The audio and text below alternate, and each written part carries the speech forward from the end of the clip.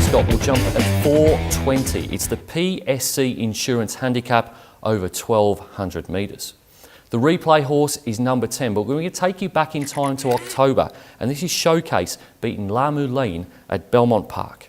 And the leader's Osimus from Vega Dior. Pike lets Showcase down now. She's collared them quickly. Triple Event behind them. And La Moulin is starting to wind up as well. At the 200, Showcase reaching the lead. Pike has to draw the Persuader. Here's La Moulin on the outside, however. Showcase, La Moulin. Now Showcase kicks in. I reckon she'll be a little too good. Showcase has got... Showcase is a half-sister of multiple black type winner Disposition. She didn't excel over either 1,400 metres or 1,600 metres during the Ascot Racing Carnival, but she gets back to 1,200 metres here, and as we saw in the replay, she beat La Moulin at Belmont Park. La Moulin came out and won her next 5 races. Number 9, Masagi, is another well-related 3-year-old filly. She's a half-sister of Derby winner Gatting, which should relish getting back to 1,200 metres here. Number 1, Atlanta Blue, has had 2 barrier trials leading into her first race in September, and her record means you must go into all of the exotics, rarely out of the placings. And number 2, Multiverse, meets Atlanta Blue 4 kilos worse than when there was just half a length between them at Belmont Park back in September.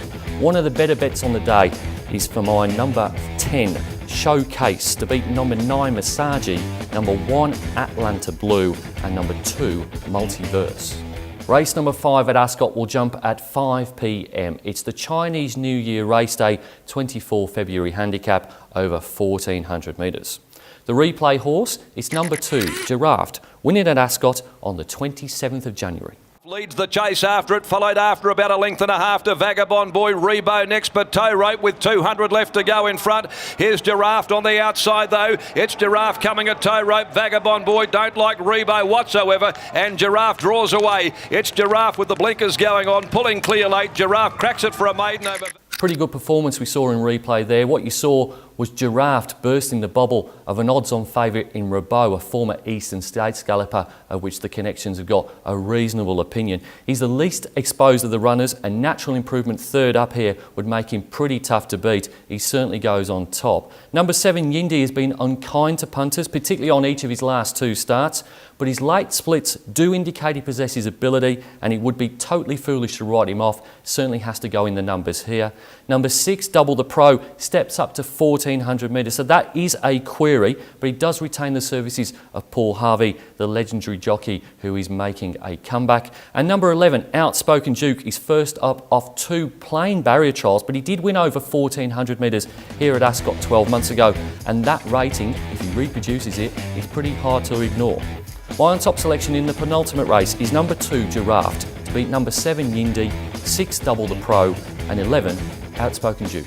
Race number 7 at Ascot will bring down the curtain on the card. It jumps at 5.37, and it's the Argonaut Corporate Advisors and Stockbrokers handicap over 1,400 metres. We're going to go back in time for the replay. We're going to go and have a look at number 9, In This Life, finishing second behind Quest of Venus on the 19th of August at Belmont Park. Other Vision taken out wide is starting to run on. Big Caroline pushed along in the middle, and well back Rutana Beach. 200 to go. Platypus just in front. Bushfire Blonde's coming at it. It's Platypus, Bushfire Blonde, and then Quest of Venus. They're the 3 at the moment. Another Vision, In This Life are late. Quest of Venus has raced up, hit the front. In This Life flies, but Quest of Venus in front. But In This Life, Platypus and Hello. In This Life will not jump favourite for the final race at Ascot, but she did run a decent effort, what we saw in the replay. First up, last preparation, when behind Quest of Venus over 1,400 metres, and she has registered a fresh victory further back in her career. I think she's the value bet here against number 6, Dark Prospect,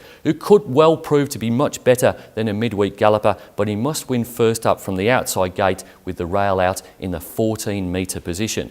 Number 8, 4-Letter Word, was too poor to be true last start, finishing 10th of 12 over 1,300 metres at Pinjarra Park. That was 2 weeks ago. You've got to forgive that run. He does have ability, but you must take him on trust. And number 4, Beg to Differ, was well ahead of 4-Letter Word in that aforementioned Pinjarra Park race, but he should improve as he gets up over more ground.